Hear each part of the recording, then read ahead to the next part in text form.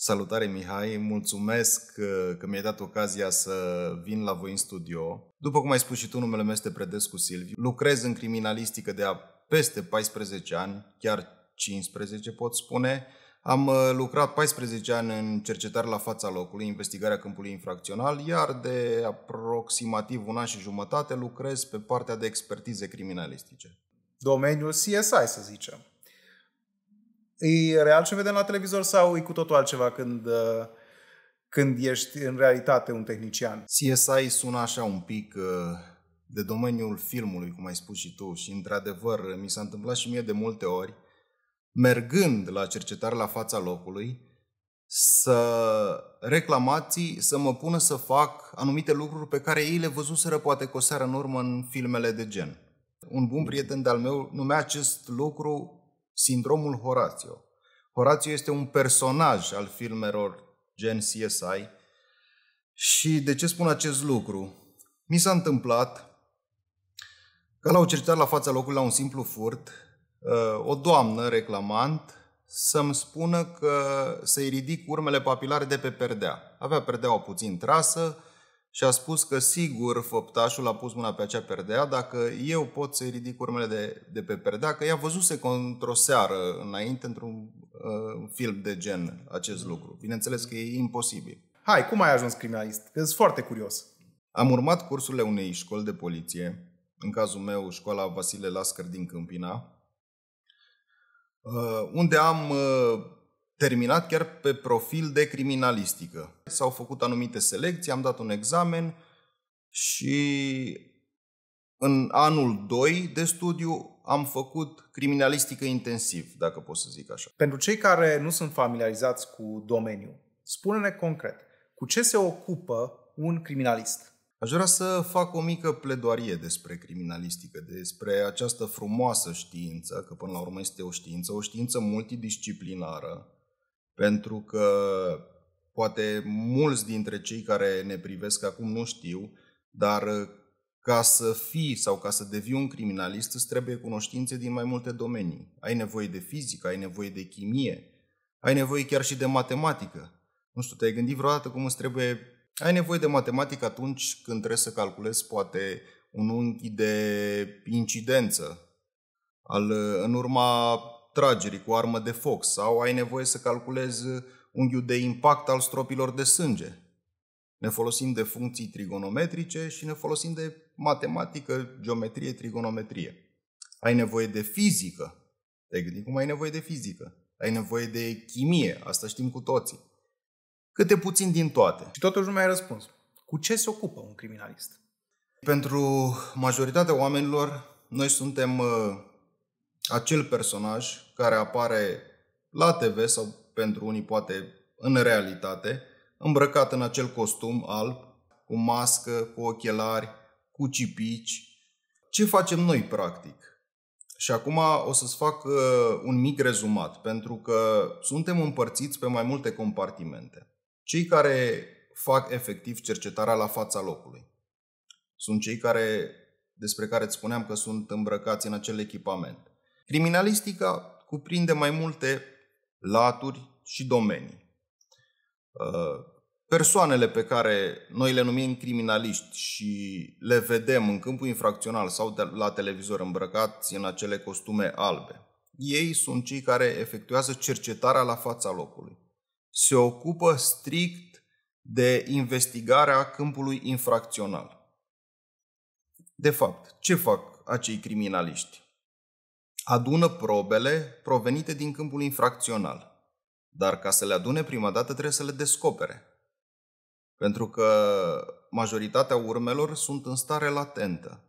Și atunci cu anumite dispozitive, și ne folosim aici de tehnica criminalistică, putem face vizibile anumite categorii de probe, ca ulterior să le prelevăm, să le ridicăm, să le transportăm și să le punem la dispoziția organelor judiciare pentru a fi materializate ulterior. Pe lângă cei care fac cercetare la fața locului, mai avem un alt departament de expertize criminalistice. Ce fac acei experți criminaliști? Ei lucrează cu probele pe care colegii noștri le ridică din câmpul infracțional. Există mai multe domenii de expertiză criminalistică. Expertiza traseologică, expertiza balistică, expertiza grafică și tehnica documentelor, expertiza fizico-chimică și sunt foarte multe genuri de expertize. Ți-am enumerat doar câteva dintre ele. Ce este cu cercetarea locului faptei? Explică-mi și mie cum ar trebui să privească un jurist această etapă necesară a unui proces penal. Care sunt regulile care trebuie să fie respectate? Ce ar trebui să facă un criminalist și ar trebui să știe un procuror, un judecător, un avocat despre cercetarea locului faptei? Am constatat eu din practică, criminalistica a ajuns cumva un fel de cenușărasă a științelor judiciare. Și spun asta pentru că sunt facultăți din țară care au introdus materia criminalistică doar în ultimul an un singur semestru. Și la multe dintre aceste facultăți este chiar opțională. Vorbim de fapte comise cu violență, în care criminalistica are un cuvânt de spus. Gândește-te puțin la faptele comise cu violență. Suntem în câmpul infracțional și autorul lasă o grămadă de categorii de urme. Toate acele urme sunt descoperite și ridicate de către criminaliști, ceea ce ajută foarte mult în aflarea adevărului. Dacă cei care investighează acel caz, și nu mă refer doar la criminaliști, mă refer și la procurori și la judecători ulterior, dacă nu știu ce înseamnă criminalistica și nu au cunoștințele de bază în acest domeniu, atunci nu vor putea nici să exploateze acele probe foarte bine. Îți dau un exemplu. O armă descoperită la fața locului. Ulterior, criminaliștii care fac cercetare la fața locului o să o ridice și acea armă ajunge la alți colegi, cei care fac expertize balistice.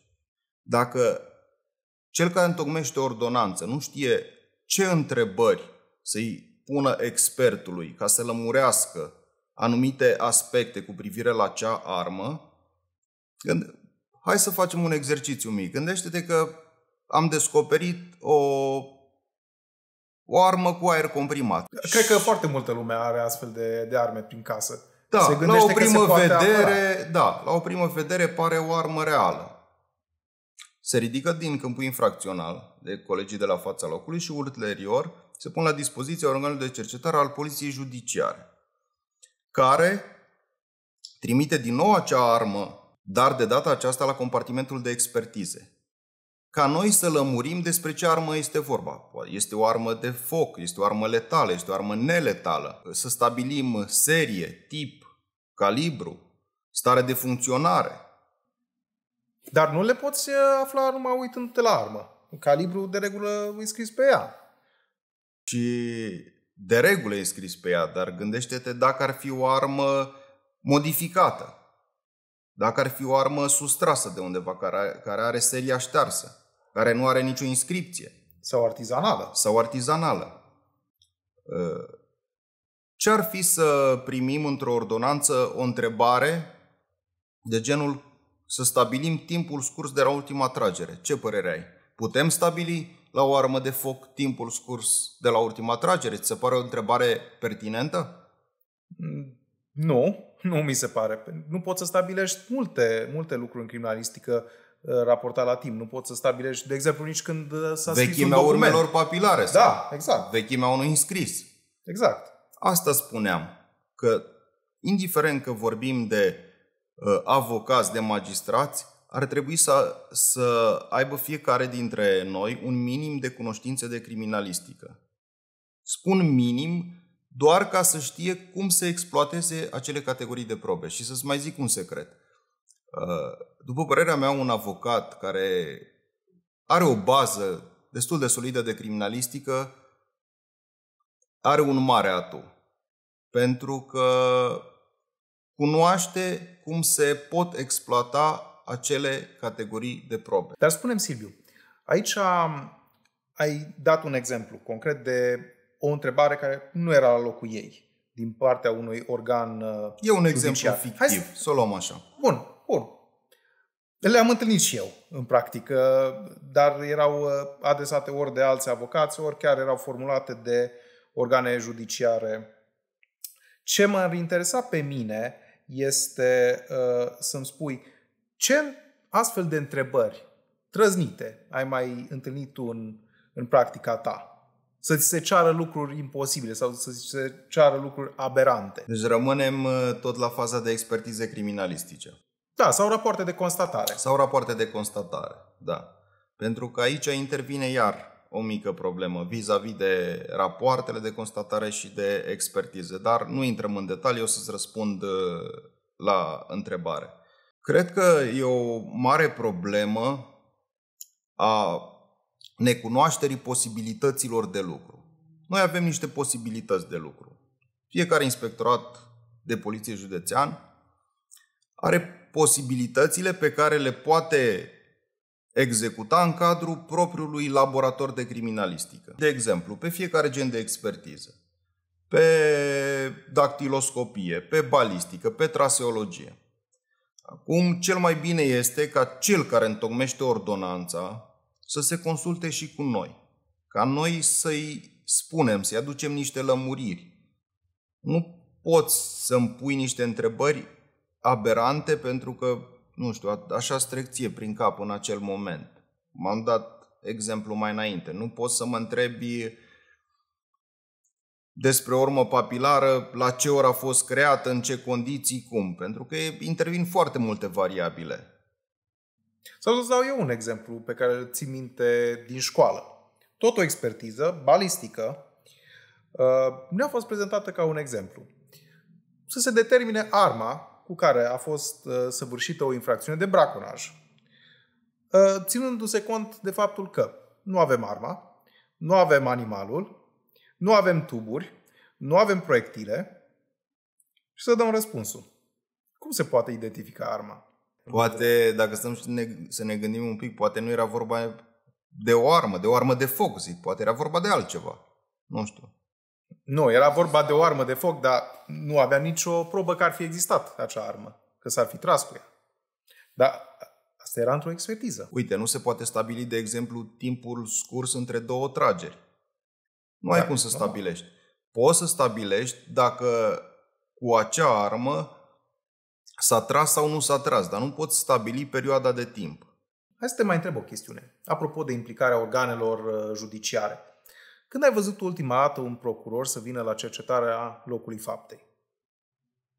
De obicei, procurorii, care sunt și șefii echipei de cercetare la fața locului, ajung la fața locului la solicitarea noastră, bineînțeles, nu a noastră a criminaliștilor, a colegilor de la poliție judiciară, în cazurile mai deosebite, mai importante. Vorbim aici de omoruri, violuri, tâlhării și alte categorii de acest gen. Dar nu ți s-ar părea normal ca procurorul să vină să conducă el activitatea asta de cercetare a locului faptei? Și aici vreau să ajung la o chestiune ce ține de procedură penală. Practic, procurorul conduce urmărirea penală, ori o efectuează el. Având în vedere rolul procurorului din punct de vedere legal, nu ți s-ar părea normal să vină el și să efectueze cercetarea locului faptei? Și dacă da, unde este limita între competențele tehnice și competențele de organ de urmărire penală?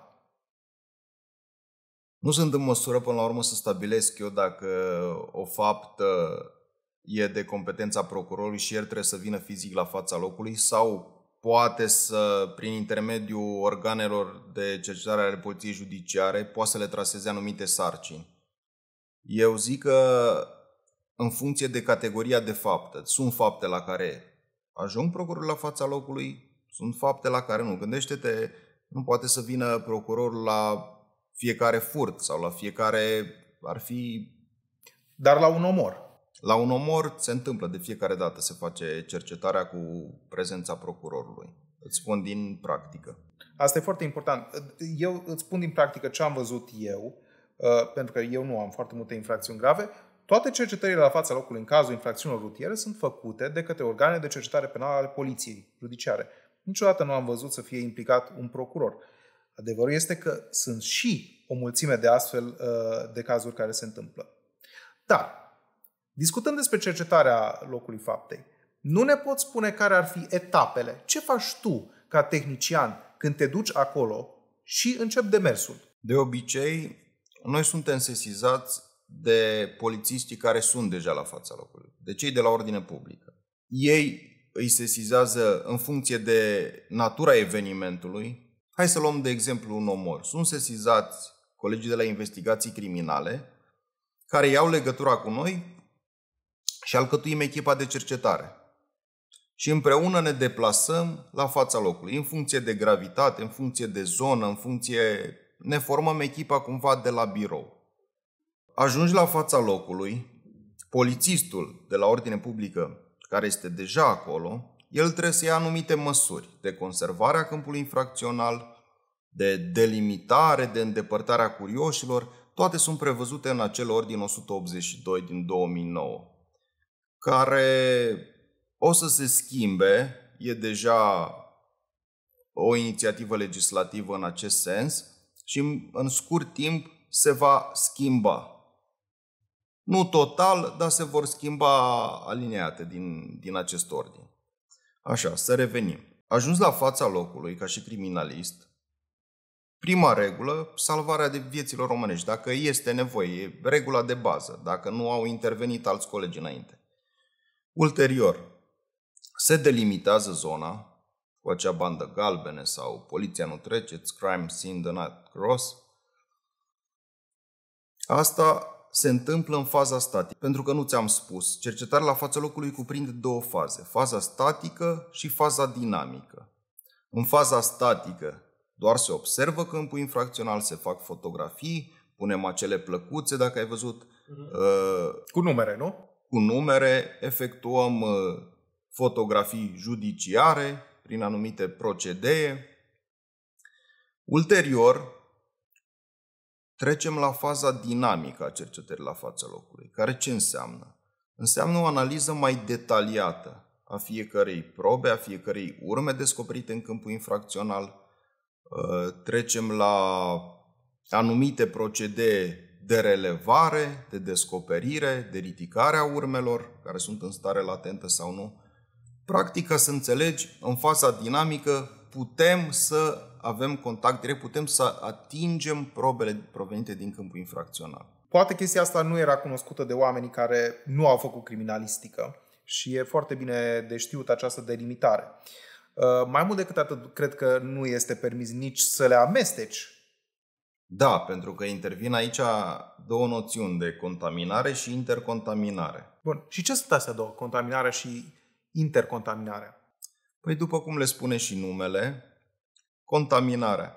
Când transferăm alte categorii de urme, să zic așa, din afara câmpului infracțional, le transferăm pe acel obiect sau urmă. Și intercontaminarea, când se transferă, gândește-te că se ating probele între ele și se transferă de la una la cealaltă. Asta e intercontaminarea. Ce provocări ai avut tu la cercetările la fața locului? Ce spețe ți amintești legate de ridicarea probelor? Păi sunt foarte multe fapte care îmi vin acum în minte și pot să zic că ai și așa o mare satisfacție. Știi, când te gândești că pornind de la un fir de păr, poate ai reușit să elucidezi un mister, ai reușit să prinzi autorul. Tu, ca și criminalist, trebuie să te detașezi. În momentul în care ajungi la fața locului, încerci să stabilești acel iter criminis. Să te pui un pic în mintea infractorului, autorului. Și să-ți dai seama, cu propria experiență, ce a putut să atingă el la fața locului, ce categorii de urme a creat. Să te pui un pic în mintea lui, ca să poți să ridici cele mai bune probe. Când ai plecat din câmpul infracțional, mintea ta trebuie să fie limpede că ai ridicat toate categoriile de probe, adică ai epuizat cumva toate mijloacele. Asta trebuie să fie... Știi că cercetarea la fața locului e nelimitată în timp și în spațiu. Niciodată, eu cel puțin, n-am plecat de la fața locului decât atunci când am știut că am stat cât a trebuit și am ridicat toate categoriile de urme pe care le-am descoperit. Poți povesti un caz mai deosebit din cariera ta? Hai să zicem un omor, unde ții minte că a fost deosebit de dificil să găsești probe la fața locului sau să ridici probe de la fața locului. Da, sunt multe cazuri de acest gen. Câmpul infracțional nu este acela pe care îl vedem noi în filme. Nu se întâmplă tot într-o vilă luxoasă. Criminaliștii nu au pistol și nu merg cu părul desprins la fața locului sau în cazul femeilor, mă refer. În primul rând trebuie să ne protejăm și noi pe noi. Pentru că te poți contamina, de asta avem acele costume de protecție. Da, sunt multe cazuri care îmi vin în minte acum. Uite, și ți-aș povesti despre un omor petrecut în urmă cu aproximativ 4 ani în zona periferică a Timișoarei. Ajungi la fața locului, sesizați fiind de colegi care ne-au spus că la etajul 4 al unei garsoniere de locuințe se află un cadavru de sex bărbătesc. Sesizarea a făcut-o o femeie, a sunat de pe un telefon public din zona Gării de Nord și ne-a dus la cunoștință că concubinul ei se află decedat în garsoniera acestora. A ajuns la fața locului, am observat că aceste lucruri se confirmă. Femeia era prinsă, era în custodia poliției sau... În momentul în care noi am ajuns la fața locului, nu a fost prinsă, nu era prinsă, să zic așa. Ea a fost totuși cea care a sesizat evenimentul. Da, dar l-a sesizat nu de acasă, nu de acolo. Nu de acasă, pentru că ea a plecat de la fața locului și asta ni s-a părut un pic suspect. Ulterior, aproximativ o oră și ceva, a fost descoperită de colegii noștri, tot în zona Gării de Nord, pentru că erau persoane care frecventau acea zonă. Am descoperit într-o încăpere de aproximativ 15 metri pătrați cadavrul unui bărbat așezat într-o poziție de decubit ventral, cumva pe burtă. Am terminat faza statică a cercetării și ulterior am oprit asupra cadavrului să le examinăm. Păi, cadavrul nu se examinează în faza statică. În faza dinamică. În faza dinamică. Deci trebuia să îl atingi. Da. În faza statică i s-au făcut doar fotografii din anumite unghiuri, poziții, dar nu am atins cadavrul. Erau plăgi aparente sau lovituri care se vedeau fără să fie atins cadavrul? Se vedeau în jurul cadavrului urme materie de culoare brun roșcată, sub forma unor pete și bălți. Am înțeles. Ulterior, am solicitat și prezența medicului legist la fața locului. Nu trebuia să vină automat dacă era o persoană care părea a fi decedată. Nu, pentru că și el vine tot la sesizarea noastră. În faza statică, ne luând contact direct cu cadavrul, nu am putut să ne dăm seama care-i cauza morții. Oricum nu puteam să o stabilim acolo. Dar examinând cadavrul, am observat mai multe plăgi în zona toracală, în zona gâtului, pe mâini și ne-am dat seama că este vorba despre un omor. Ce ai făcut în continuare? Am trecut la examinarea detaliată a câmpului infracțional și am observat undeva pe pat un obiect de îmbrăcăminte, o pijama care avea cumva mânecile înnotate. Mi s-a părut destul de ciudat, mai ales că prezenta pe ea și mai multe pete de culoare brun-roșcată. Ulterior, examinând un dulap care se afla în acea încăpere, am descoperit alte 2 articole de îmbrăcăminte, o pereche de pantaloni și un tricou. Pantalonii prezentau în zona genunchilor urme materie de culoare brun-roșcată. vorbind cu vecinii, aceștia mi-au comunicat că acei pantaloni sunt purtați în mod frecvent de concubina persoanei decedate. Asta s-a întâmplat la fața locului, să discuți cu vecinii, sau s-a întâmplat ulterior? S-a întâmplat ulterior, pentru că odată pătruns în câmpul infracțional, am examinat și ulterior, când s-a terminat cercetarea, am luat legătura. Dar știți, le-am arătat o fotografie, știți cu erau pantalonii sau ați văzut-o pe doamnă. După cum îți spuneam, în scurt timp, colegii mei au identificat-o pe concubină, care ne-a mărturisit că nu are nicio cunoștință despre ceea ce s-a întâmplat la fața locului. Au mers pentru a o audia.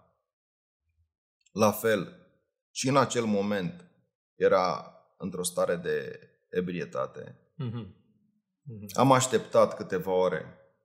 Colegii mei au audiat-o din nou. La fel, își păstra opinia că nu știe nimic despre cele întâmplate la fața locului. Am uitat să-ți spun că noi am continuat cercetarea la fața locului și din câmpul infracțional am ridicat mai multe categorii de probe, printre care 5 fragmente de urme papilare de pe anumite obiecte din acea încăpere. Unul a fost chiar ridicat de pe mânerul robinetului din baie, pentru că în baie am descoperit în chiuvetă 2 cuțite și un obiect de îmbrăcăminte cu urme materie bron roșcate pe el, pus tot acolo în chiuvetă. Și a fost o adevărată provocare pentru mine să ridic acel fragment de urmă papilare de pe robinet, pentru că robinetul era umed.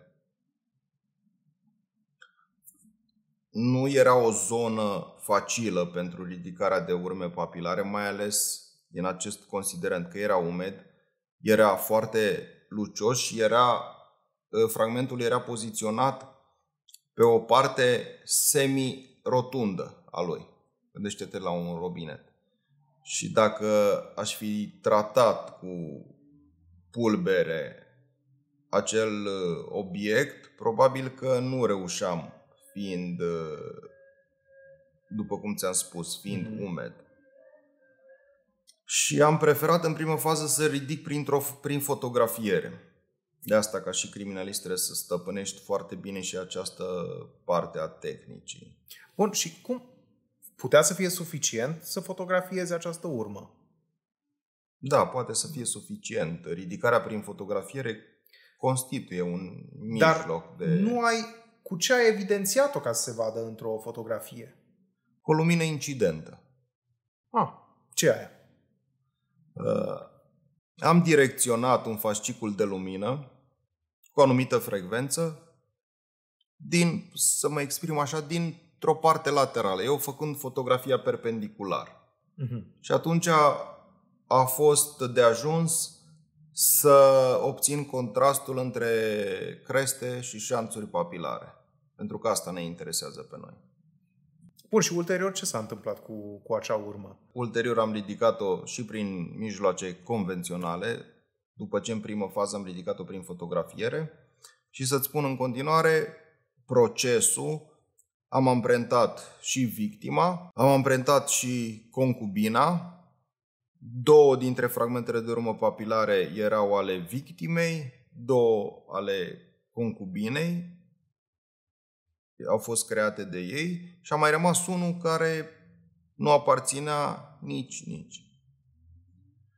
Și atunci am mers mai departe pentru a-l implementa în baza de date AFIS, care nu-i ceea ce se vede prin filme, cum o urmă papilară este introdusă într-un sistem și în dreapta apare frumos match, fotografia cu toate datele suspectului. Îți spun că nici în polițiile de peste ocean sau în zonele vestice nu se întâmplă acest lucru. Numai în filme. Doar în filme. Totuși, cine l-a omorât pe omul acela? Aici intervine magia criminalisticii, să zic așa. În momentul în care concubina celui decedat a fost anchetată de colegii mei, mi-a venit ideea, dacă tot am găsit la fața locului acei pantaloni cu urme în materie de culoare brun roșcată, posibil urme de sânge în zona genunchilor, să examinăm în detaliu, să o examinăm pe ea în detaliu. Și la examinarea cu lumină naturală, lumină albă, am observat că nu prezintă niciun fel de urmă. Și m-am gândit, dacă s-a spălat, dacă s-a spălat pe mâini sau în genunchi. Și mi-a venit ideea să folosim luminol. Luminolul, care este o substanță care în prezența urmelor de sânge oferă acea colorație violet. Cred că ai văzut și prin filmele de genul ăsta. Acele urme, acea colorație violetă care atesta că pe corpul acelei persoane fusese anterior urme de sânge, chiar dacă sângele fusese spălat. Da, dar asta nu dovedește că are vreo legătură cu săvârșirea faptei, ci doar că era acolo, nu? Nu dovedește nici că era acolo, dovedește doar că putea sângele să provină și din altă parte. Putea să fie sângele ei, probabil, în genunchi. Nu atesta nimic. Dar, în continuare, la audieri, mi-a spune că nu are nicio legătură cu fapta, că nu știe ce s-a întâmplat acolo. Îți spuneam anterior despre acele urme papilare și despre baza de date AFIS. Ne rămăsese o singură urmă, un singur fragment de urmă papilară, acela ridicat de pe robinetul din baie, care nu aparținea nici ei, nici persoanei decedate. În momentul interogării și introducerii urmei fragmentului papilar în baza de date, sistemul îți oferă 30 de impresiuni papilare asemănătoare cu urma pe care tu i-ai dat-o pentru căutare. Tot manual, de fapt tot prin intermediul ochilor, tu trebuie să compari acele 12 detalii, 12 elemente caracteristice. Știi că o urmă papilară, ca să poată fi identificată, are nevoie de acele 12 elemente caracteristice. În România vorbim, în alte țări sunt mai multe sau mai puține elemente. Examinând acel fragment papilar, l-am identificat ca aparținând unei persoane din Iași. Gândește-te, fapta s-a comis în Timișoara. Am audiat-o din nou, i-am adus la cunoștință numele acelei persoane și abia atunci ne-a mărturisit că ne-a spus de fapt întreaga poveste, întregul film, ce se întâmplase.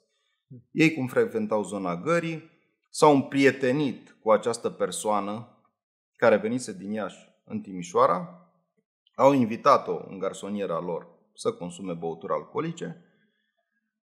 După câteva ore, persoana respectivă a vrut să întrețină relații sexuale cu concubina victimei.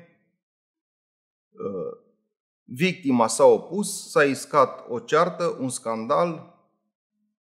Celălalt a luat cuțitul și l-a înjunghiat. Am înțeles. Deci un omor care a provenit strict de la consumul de alcool, zicem.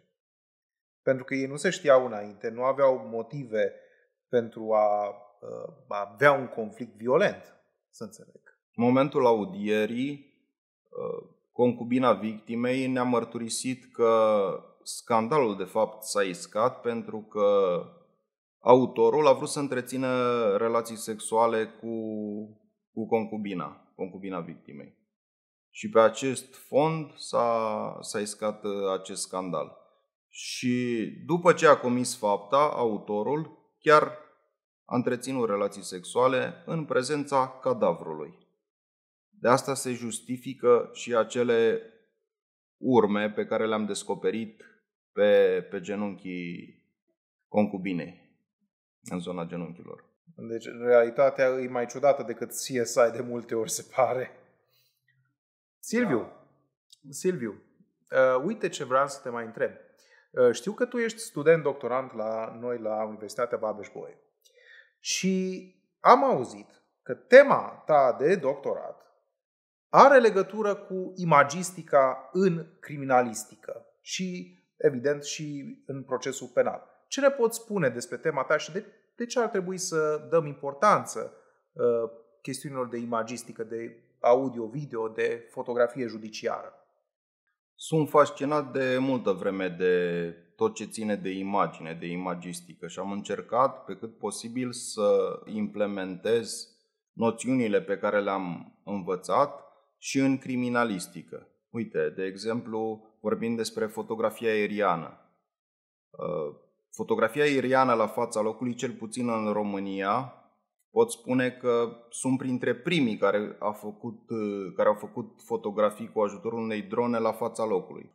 Și vorbești, bănuiesc, de acel experiment pe care l-ai făcut cu materiale explozibile, care îl prezentăm și noi la facultate, nu? Am văzut acolo, există și o filmare cu o dronă. Sau aia a fost după ce ai implementat-o? Asta a fost cumva după. Am considerat mereu că o imagine preluată de la înălțime, de exemplu în cazul unui accident rutier cu victime, poate oferi mult mai multe detalii decât o fotografie simplă efectuată de la sol. Pentru că fotografia din aer, să spun așa, ne putem raporta la un perimetru mult mai extins, putem efectua măsurători. Dacă avem o distanță bine stabilită, foloseam eu în acel timp un pătrat cu latura de 1 metru și în funcție de acel pătrat puteam să măsor cam orice distanță, puteam să măsor urmele de frânare. Dinamica producerii accidentului rutier este percepută mult mai bine dintr-o fotografie sau dintr-o filmare aeriană. Bun, și această filmare, unde crezi că va ajunge? Va ajunge strict la organele de urmărire penală? Poate să fie utilă și judecătorului și procurorului când dorește să ia o anumită soluție?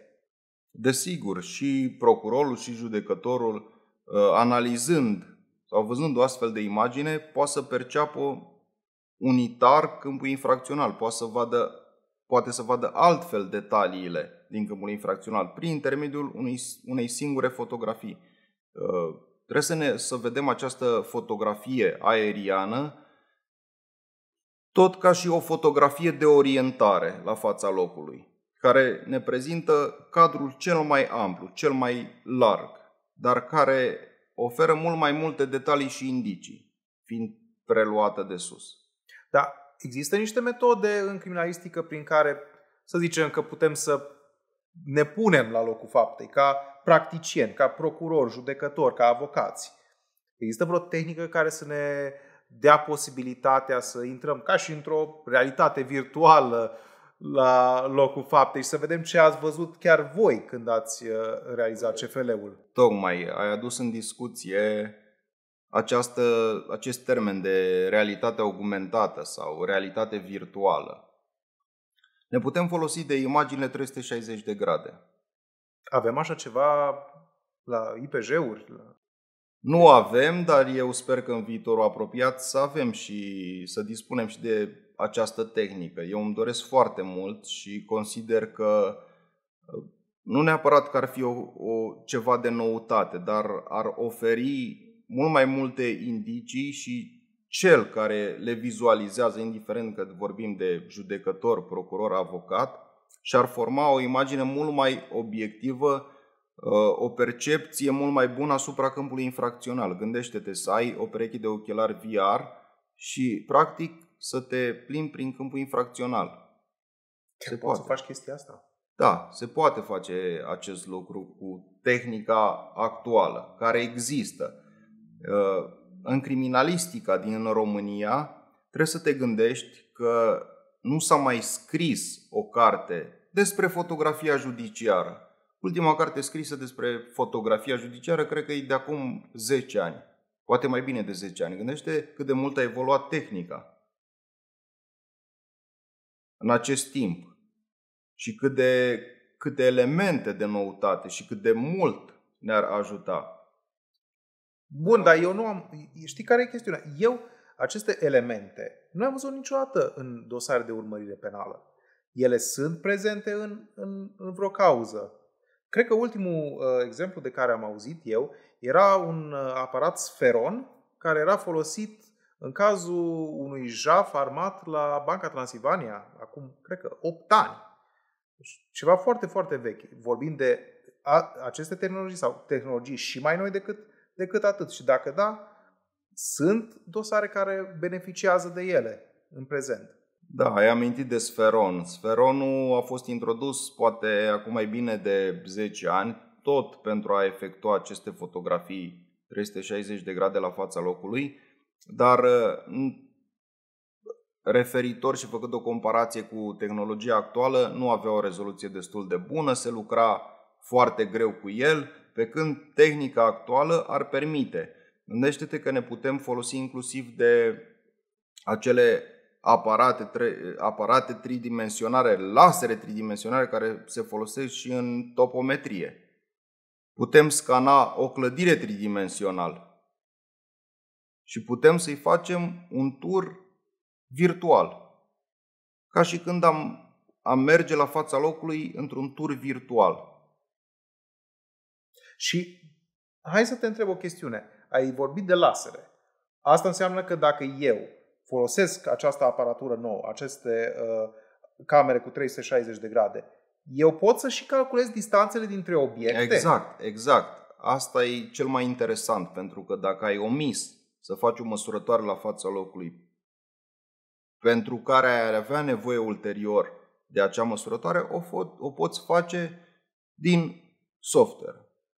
Poți măsura, poți vedea obiectele, poți vedea probele din toate unghiurile, ceea ce poate că nu ai timp sau nu-ți permite câmpul infracțional să o faci chiar la fața locului sau ulterior descoperi alte detalii și vrei să analizezi câmpul infracțional, nu știu, să ai o viziune dintr-un anumit unghi. Aceste software-uri permit acest lucru. Dar, Silviu, revenind la etapele CFL-ului, când ai folosit tu aparatul ăsta? În etapa statică sau în cea dinamică? Presupune să faci niște modificări la locul faptei sau afectează Este cumva? un gen al fotografiei judiciare, deci doar în faza statică, când nu se ating probele, nu se examinează, înainte de examinare. Pentru că e un dispozitiv mare sau poate să afecteze? Nu afectează cu absolut nimic. Dacă vorbim despre dispozitivul care poate prelua imagini 360 de grade. Nu afectează, nu distruge nimic la fața locului. Cu acest dispozitiv, tu poți să captezi tot ce este într-o cameră, dintr-un unghi central sau cum faci? Muți aparatul respectiv în mai multe puncte? În funcție de mărimea încăperii, să zic așa, dar poți scana o clădire tridimensional. Nu trebuie neapărat să fie doar o încăpere. Poți scana o clădire și să-i vezi, atâta doar că impune acest lucru, să muți aparatul în fiecare încăpere. Dar poți avea toată clădirea 360 de grade și o poți privi din orice unghi. Ok. Și asta ce presupune ca timp? Și aici mă refer ca timp în luarea acelor scanări și după aceea procesarea lor, că bănuiesc că tot trebuie o muncă umană în a le procesa. Da, trebuie să dispui ulterior și de o tehnică și de un soft destul de avansat, soft care vine la pachet cu dispozitivul în cauză. Tehnica de calcul pentru procesare. Calculatorul în sine trebuie să fie destul de puternic ca să poată să proceseze aceste imagini. Dar ne putem folosi, gândește-te că la fața locului luăm de exemplu acest birou, care este o încăpere. O să fac 10 fotografii în el, sau poate mai multe, din direcții diferite, fotografii obiectelor principale. Ulterior, eu pot să am și mai multe fotografii din acel soft, din mai multe unghiuri care mă interesează și unghiuri pe care poate nu le-am surprins în momentul în care am efectuat cercetarea. Foarte interesant acest soft și acest aparat. Dar unde îl pot folosi eu? La ce fel de infracțiuni? Desigur, la faptele importante, la faptele comise cu violență. Nu se pretează pentru orice tip de faptă. Nu să merg la o investigare a unui furt dintr-un autoturism cu acest aparat, că nu mă ajută la nimic. Bun, dar este necesar să fim în locuri închise, în locuri deschise sau există vreo limitare a aparatului cu privire la suprafața zonei pe care poate să o... Dacă suprafața e mai mare, atunci o să facem scanări din mai multe puncte de stație. Deci nu... De exemplu, un depozit sau o hală de genul acesta. Foarte interesant. Dar, știi, aici ajungem la o mică problemă. Cum prezentăm toate aceste informații către judecător? Pentru că înțeleg, procurorul și organul de cercetare penală dispun poate de mai mult timp pentru cercetarea dosarului și ei trebuie să se convingă pentru a da o soluție. Dar cumva judecătorul se așteaptă să îi se prezinte toate informațiile într-o formă cât mai ușor digerabilă. Mai mult decât atât, hai să luăm și partea cealaltă, avocatul. Avocatul cum poate să aibă acces și cum se poate folosi de ele? Te-ai gândit la felul cum se pot face toate aceste... Cum se pot implementa. Da, cum se pot implementa în instanțe, ca noi să le putem cere, să le vedem de față cu judecătorul, cu procurorul, cu toate persoanele. Da, nu este foarte complicat. În primul rând, aceste imagini le captăm pentru noi, pentru zona de cercetare, ca ulterior să descoperim poate alte detalii dintr-un anumit punct, să facem alte măsurători, poate pe partea de expertiză ne ajută foarte mult. Dar se pot prezenta. Gândește-te că sunt inclusiv platforme online, ai văzut. Poți să mergi la un magazin de cumpărături online și să te plimbi prin magazin. Există, nu trebuie să fie neapărat pus pe internet. Sunt programe specializate, poți vizualiza prin intermediul unui calculator laptop și să-l rotești așa 360 de grade câmpul infracțional. Deci, practic, îmi trebuie un televizor și un laptop pentru a face chestia asta. În sau un laptop. Foarte, foarte interesantă chestiune. Și te gândești când s-ar putea implementa acest sistem sau, mai bine zis, de câte astfel de aparate am avea nevoie pentru a schimba într-un fel în bine cercetarea locului faptei? Păi ca și cu Sferonul, că vorbeai de Sferon. Au primit doar anumite județe, câteva județe din țară. Acum eu zic că unul pentru fiecare județ ar fi de ajuns. Dar nu numai aceste aparate. Gândește-te cum ar fi să aibă fiecare serviciu criminalistic din județ câte o dronă. Lucru de care nu dispunem. Bun, și ar trebui să fie o dronă avansată, ar trebui să fie o dronă comercială, vorbim de sume de câteva mii de euro sau... Depinde ce așteptări ai de la acel dispozitiv, pentru că sunt dispozitive de zbor care pot capta inclusiv imagini în infraroșu, imagini pe timp de noapte.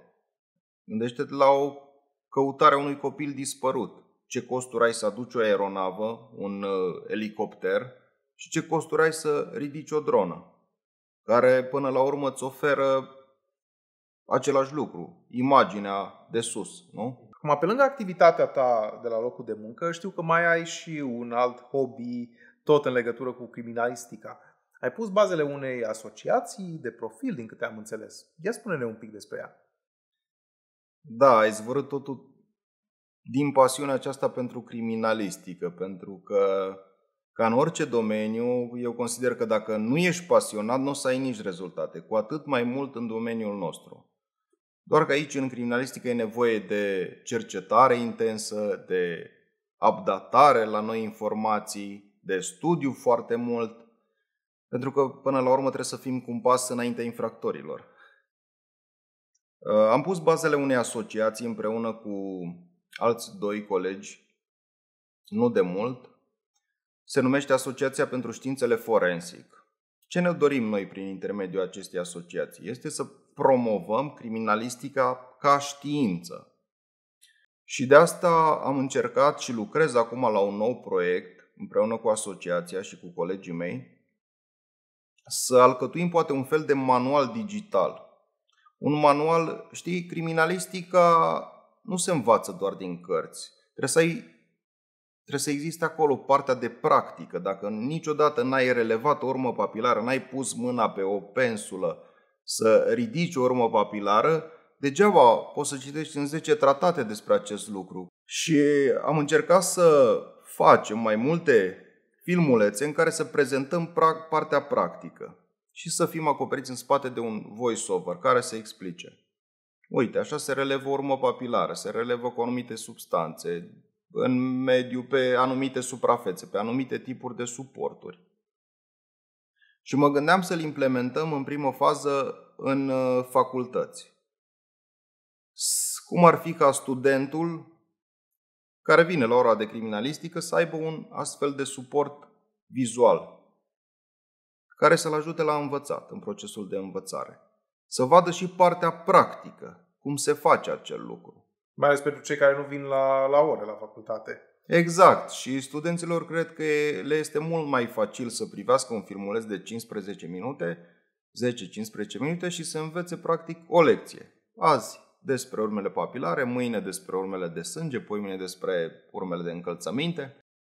Oare ai făcut vreodată o înregistrare video ca să vedem și noi cum arată acest dispozitiv de 360 de grade și să putem să vedem cu toții cam care ar fi avantajele unui upgrade de imagistică în domeniul criminalisticii? Da, am făcut odată acest lucru. Am improvizat într-o anumită încăpere un câmp presupus al infracțiunii și acolo am încercat să realizez acest video 360. Ca ulterior să-l examinez și să-l analizez și eu, să-mi dau seama de beneficii. Și vă pot prezenta o astfel de imagine 360 de grade. Bun, hai să-l vedem atunci împreună. Da, desigur, sunt de acord. Descrie-ne ce avem în cadru.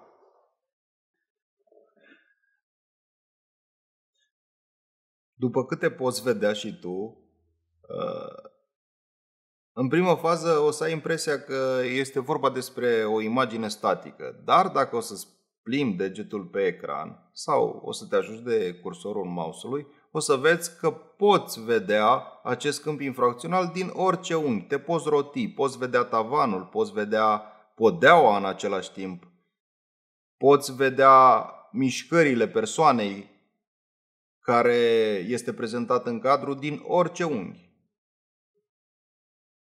Ți se pare interesant? E superbă ideea asta. Deci, practic, eu am acces la locul faptei, pur și simplu dând câteva clicuri și să văd efectiv cum se desfășoară activitatea. Bănuiesc că produsul final nu o să aibă o persoană care chiar... Normal. Eu am vrut să reliefez aici că poți vedea inclusiv activitățile pe care le desfășoară criminalistul în câmpul infracțional. Calitatea e foarte bună. Deci e un nou mod de a cerceta locul faptei, de a vedea ce a fost la locul faptei și cred că așa ne putem da seama cu toții ce s-a întâmplat și să înțelegem mai bine toată desfășurarea activității. Mulțumesc frumos, Silviu, pentru înregistrarea video. În continuare, aș vrea să te întreb, cum poate să ajungă o persoană să devină criminalist? Cum poate o persoană să acceadă la această funcție? Și mai mult decât atât, din punctul tău de vedere, ce profil ar trebui să aibă ea pentru a se apuca de o asemenea profesie? Păi pașii sunt destul de simpli, aș spune eu. Să meargă la una dintre școlile de poliție și să aibă norocul ca la acea școală de poliție în acel an să se facă și profil de criminalistică. Pentru că asta ar fi o posibilitate, să urmez această linie, cum am făcut-o și eu și mulți colegi ai mei. Dar dacă vrei mai mult decât să te duci acolo și să-ți încerci norocul, cum ar fi, există vreo cale directă sau o cale mai țintită? Trebuie să te gândești așa, toți criminaliștii sunt polițiști. Poți să ajungi criminalist dacă, nu știu, dau un exemplu, în cadrul Institutului Național de Criminalistică se scoate la concurs un post pe o anumită specialitate. De exemplu, tu ai terminat chimia sau biologia și ei au nevoie de un chimist sau de un biolog. Atunci poți merge la concurs având în spate terminată o facultate de profil. Bun, dar nu ești în poliția română la acel moment. În acel moment nu ești, pentru că postul pe care mergi se pretează celor încadrați din sursă externă. Așa se cheamă. Și prin Academia de Poliție nu poți ajungi specialist? Ba da, după cum îți spuneam, ori prin intermediul școlilor de agenți de poliție de la Câmpina sau Cluj, sau prin intermediul Academiei de Poliție să urmezi un profil criminalistic. Sau există posibilitatea ca tu, fiind deja polițist într-una din structurile poliției, cumva să migrezi către partea de criminalistică. Dacă ai anumite aptitudini, că tot vorbeam de aptitudini, consider că un criminalist, în primul rând, trebuie să aibă o pasiune pentru această meserie, să fie atent la detalii, să fie meticulos, să nu se grăbească în câmpul infracțional. În câmpul infracțional nu ai voie să greșești. Gândește-te că dacă ai ratat poate și un fir de păr, poți să nu te mai întâlnești cu acel indiciu. Și poți să... Nu ai voie să greșești în câmpul infracțional. Ai ajuns criminalist. Dar de ce ai ajuns aici? Spune-mi, ce te-a determinat să alegi această carieră? Prima dată am vrut să devin polițist. Ulterior, aflându-mă în școala de poliție, a existat acea posibilitate, formându-se 2 clase de criminalistică, ca eu să merg pe unul dintre acele profile. Erau mai multe profile, erau majoritatea când mergem în școala de poliție, mergem pentru ordine publică, pentru asta sunt selectați. Ulterior, peste ceva timp, un an de zile când se fac profilele, ai posibilitatea să alegi investigații criminale, criminalistică, rutieră. Eu am fost atras cumva de partea asta, eu fiind pe acea vreme și student la psihologie, am terminat și psihologia și m-am gândit că între criminalistică și psihologie ar exista foarte multe asemănări și ar fi o combinație destul de interesantă. Și ai putut să practici pe latura de psihologie? Sau? Da, pot să zic că m-a ajutat destul de mult partea de psihologie în cercetare la fața locului. M-a ajutat să înțeleg psihicul uman, m-a ajutat să înțeleg ce îl determină pe autor să comită o anumită faptă. Partea de psihodiagnostic pe care am făcut-o în facultate m-a ajutat să înțeleg foarte bine persoanele care se sinucid, ce îi determină să fac acele legături, să-mi dau seama dacă e vorba de o simplă sinucidere sau dacă e ceva mascat în sinucidere, un omor, poate. Să înțeleg că ai avut astfel de cazuri în care s-a încercat ascunderea unui omor prin sinucideri. Da, am mai cercetat și astfel de cazuri, dar îmi vine în minte acum cazul unei persoane spânzurate la marginea unei păduri și cel mai interesant era că l-am descoperit cu mâinile legate la spate. Și la o primă vizualizare te gândești că nu coincid anumite aspecte. Cum să te spânzuri și să ai mâinile legate la spate cu acele bride din plastic, acei șoricei. Da, pare a fi mai degrabă altceva. Da, exact așa m-am gândit și eu când am mers la fața locului. Dar punând totul cap la cap, descoperind, el avea și un rucsac în spate, descoperind chiar și în rucsac mai multe legături de acel gen, mai multe bride. Ulterior avea și o bicicletă, analizând și urma de încălțăminte care era pe șaua de la bicicletă, discutând și cu rudele și cunoscându-i fondul psihologic, mi-am dat seama că practic este o sinucidere. Și de ce spun asta? Inclusiv pe acele bride de plastic am descoperit urme create de dinți, pentru că el, nemai putând, și-a strâns acele bride cu dinții. Și ulterior și-a dus mâinile la spate este și se procedează cumva ca să nu-și mai dea lui o cale de scăpare. Știe că dacă e cu mâini la spate să nu se mai poată salva. Instinctul uman, când te afli în pericol, vrei să te salvezi. Și atunci a știut că dacă își leagă mâinile la spate, nu mai are nicio șansă. Silviu, îți mulțumesc din suflet pentru tot ce ne-ai povestit astăzi. Este fascinantă profesia ta de criminalist. Sunt fascinante poveștile pe care le-ai relatat și mai ales faptul că cei care ne văd astăzi își pot da seama că nu tot ce văd la televizor este real și că pentru a fi un jurist foarte, foarte bun trebuie să știi criminalistică și să o studiezi în continuare, mai ales ținând seama și de noile metode imagistice care o să fie implementate în curând în toate dosarele grave, să sperăm. Îți mulțumesc! Vă mulțumesc și eu pentru invitație și mulțumesc pentru că mi-ați dat șansa să vă expun câteva nuanțe din meseria noastră de criminaliști.